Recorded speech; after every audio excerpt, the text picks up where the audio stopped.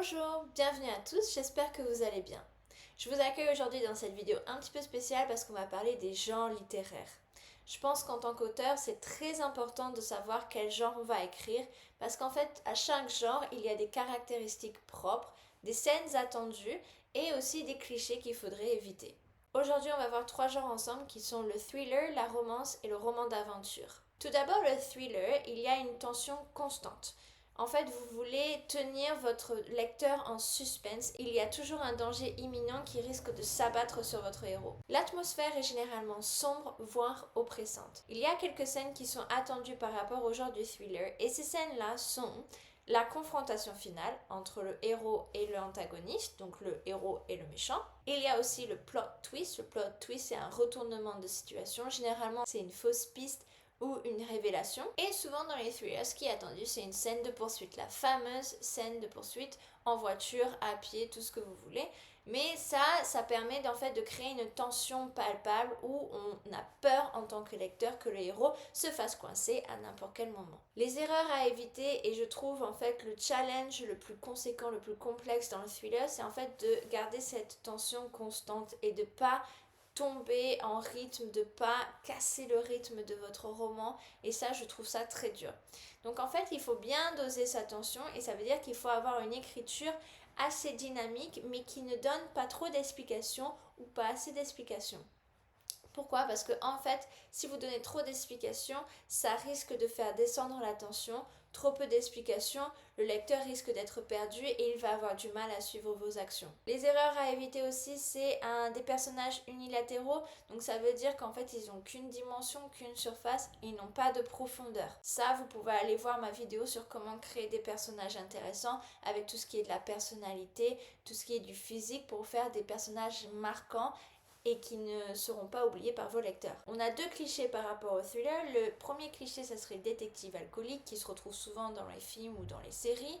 Et le deuxième cliché, c'est le méchant qui révèle tous ses plans à un moment donné judicieux où l'auteur ne sait pas trop comment faire pour révéler le pourquoi du comment ce méchant psychopathe attaque tout le monde.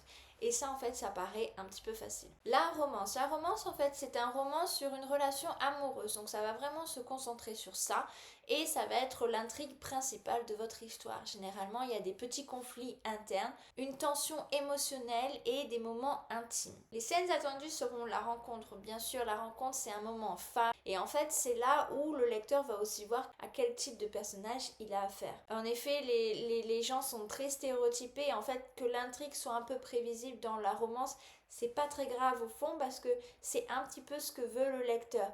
Il veut qu'à la rencontre des deux personnages, il soit là, ah c'est eux qui vont avoir une romance, je veux savoir comment ça va aboutir. Il y a aussi la scène d'intimité en scène attendue, alors ça vous pouvez faire suivant comment vous voulez écrire bien sûr, et suivant quel sous-genre de la romance aussi, une scène de sexe tout simplement, ou alors une scène un peu plus de déclaration d'amour, quelque chose d'un petit peu plus pudique. Et la troisième scène attendue, c'est la réconciliation. En fait, généralement, quand il y a des petits conflits internes, vous voulez que les héros se réconcilient parce que, en fait, ça serait dommage qu'on reste en froid et que le roman n'aboutisse pas à une réconciliation. Les erreurs à éviter dans la romance, ce sont les conflits irrationnels, en fait, les conflits qui peuvent se résoudre juste en une discussion.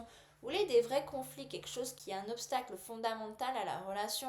Vous voulez vraiment que les héros de romance galèrent en fait à avoir cette relation, pas qu'il y ait un simple oubli ou un simple malentendu. Une autre erreur à éviter à mon goût, c'est les personnages trop stéréotypés.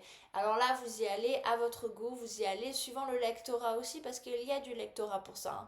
Donc, voyez comment vous voulez faire, mais généralement, c'est la fille un peu désespérée, un peu stupide, et le gros macho qui lui vient en aide. Donc, c'est très stéréotypé souvent, et si vous voulez aller au-delà de ça, ça pourrait être très bien. Ça peut vite devenir maladroit, c'est juste ce que je dis. Au niveau des clichés, on a le triangle amoureux, le bad boy mystérieux, la fille maladroite et le mariage obligé à la fin. Pour roman d'aventure, les caractéristiques principales seront la quête et le voyage vers l'inconnu, la découverte et le dépassement de soi. En effet, votre personnage va avoir un appel à l'aventure. Il va avoir une routine assez banale et en fait ça va sortir de cette routine et il va rentrer dans un monde mystérieux avec des personnes qu'il va rencontrer, des créatures aussi. Donc dans les scènes attendues, il y a cet appel à l'aventure, le début de l'aventure, et il y a aussi cette rencontre avec ce monde mystérieux. Un roman d'aventure ne serait pas un roman d'aventure si le mec il va juste au boulot et que tout l'univers lui est connu. Généralement, dans les scènes attendues aussi, il y a un triomphe final où en fait le dépassement de soi a réussi et le héros a atteint son but final. Dans les erreurs à éviter, il y a le héros invincible. En effet, s'il est invincible, il n'a pas de faiblesse et le lecteur va avoir du mal à s'identifier à ce héros parce qu'il ne va pas lui ressembler. On va éviter également le monde mal développé, donc ça c'est assez dur, c'est assez complexe de développer un monde, donc je pense que je ferai une autre vidéo par rapport à ça. On va éviter aussi une progression de défis qui n'est pas ordonnée, donc par exemple les défis deviennent trop compliqués soudainement ou alors les défis sont trop faciles pour le héros. On a aussi les conflits internes non explorés. C'est pas parce que l'accent est mis sur l'action qu'en fait on va éviter de parler de toute psychologie et de toutes émotions à l'intérieur de votre héros.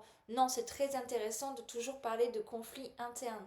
Parmi les clichés, nous avons l'artefact mystique qui va forcément aider le héros à un moment donné. On a aussi la carte au trésor et la coïncidence improbable.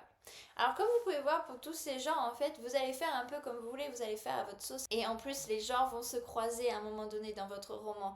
C'est très normal, en fait, d'avoir une romance à l'intérieur d'un roman d'aventure ou un petit côté thriller à un roman policier.